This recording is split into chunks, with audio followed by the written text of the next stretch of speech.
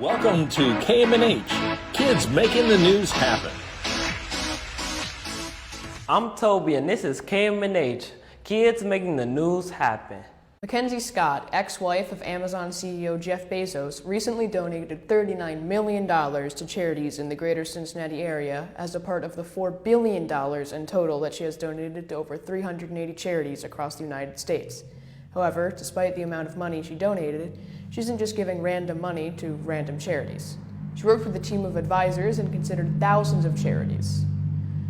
According to BBC, she and the experts leveraged this collective knowledge based in a collaboration that included hundreds of emails and phone interviews and thousands of pages of data analysis on community needs, program outcomes, and each nonprofit's capacity to absorb and make effective use of funding. During this next segment, you might want to turn down the sound or even walk into the other room if you suffer from high blood sugar. On Thursday, Pepsi announced its new Coca-Cola flavor. The new Pepsi flavor not only tastes like chocolate, but also has small marshmallows inside the can too. So far, people on social media really love the idea and flavor of the new Pepsi. This will be a limited edition flavor and only available as long as supplies last.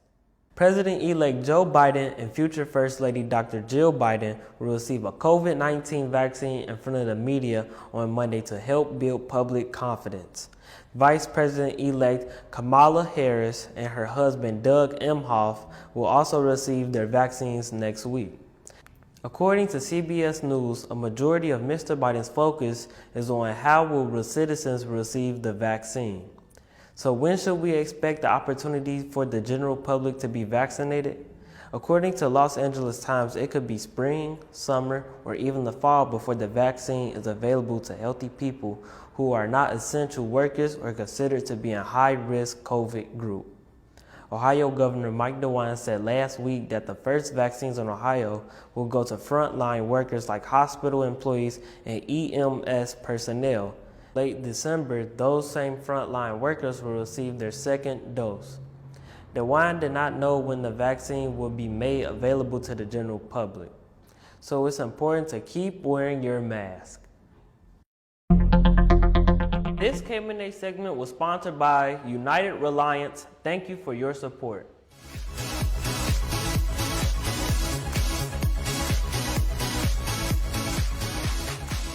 A village in China raised $12,000 to create a drone that shoots out flames. No, it's not for a sci-fi movie or a wacky TV show. The flame-throwing drone was developed to wipe out a huge wasp nest that had been pestering nearby neighbors. The drone was developed by a volunteer group called Blue Sky Rescue, which conducts emergency search and rescue efforts. But in this case, they developed a drone equipped with 6 arms and a gasoline tank that toasted the oversized wasp nest to ashes in just a matter of minutes. According to the Associated Press, the Blue Sky drone has destroyed 11 hives so far, but around 100 more hives to go.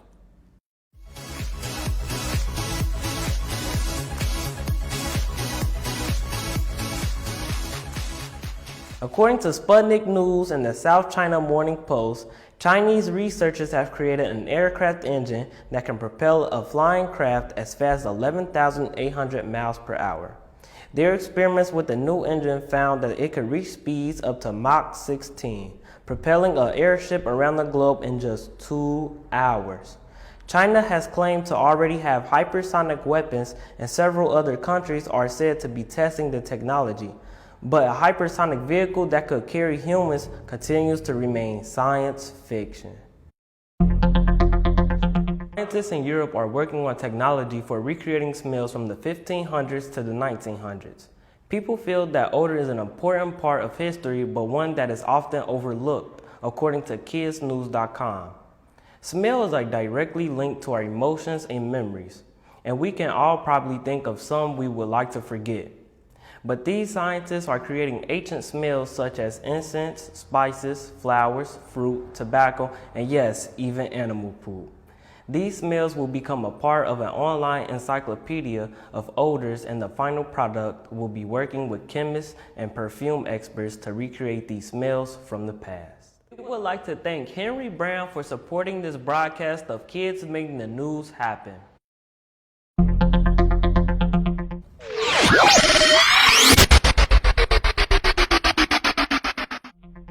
Make sure to tune in to KMNH on Christmas Eve as we track Santa's arrival to our neighborhood.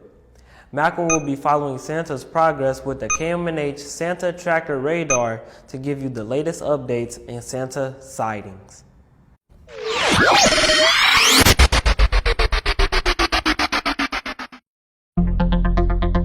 This KMNH segment was sponsored by the Northside Business Association. Thank you for your support. What is about the size of a chicken, furry, has a long mane, and stiff ribbon structures projecting from its shoulders?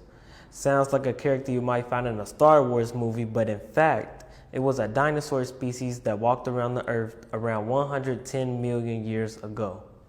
The new fossil discovery was found by paleontologists in northeastern Brazil. According to BusinessInsider.com, the creature had 2 feet and was only 19 inches in length. It had a long mane of hair about 4 inches thick. One thing that paleontologists can't tell from the fossils is the color of this furry animal, but they suspect that its fur was full of bright colors. Expect highs in the mid-40s tomorrow with a slight chance of rain, then expect things to remain dry for the early part of the week with temperatures climbing slightly through Wednesday. Christmas Eve will see temperatures fall within a high of 35 and about a 50-50 chance of snow. Things will be even colder on Christmas with a high of only 28 degrees. Next weekend we'll see highs in the 30s with a chance for a little more snow on Sunday. We'll finish out the year with 3 days of chilly, wet weather to start the week.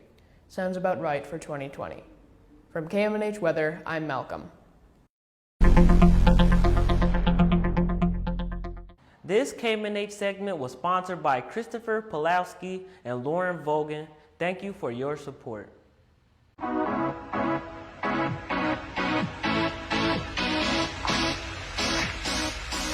Santa Claus was at It Happen on Saturday for their longtime family tradition, Happen's Free Pictures with Santa.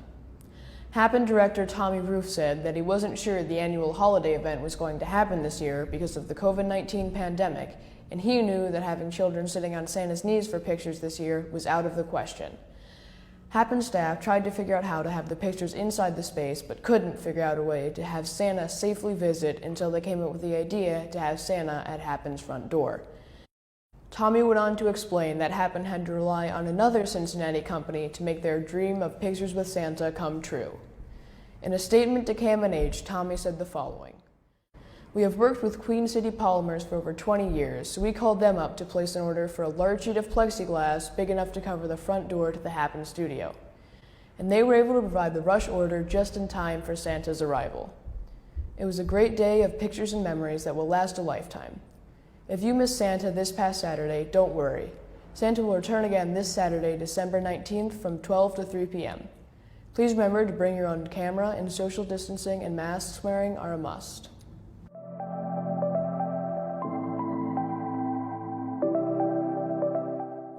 Almost 40 years ago, Queen City Polymers was brought to life on my uncle's doorstep right here in Cincinnati.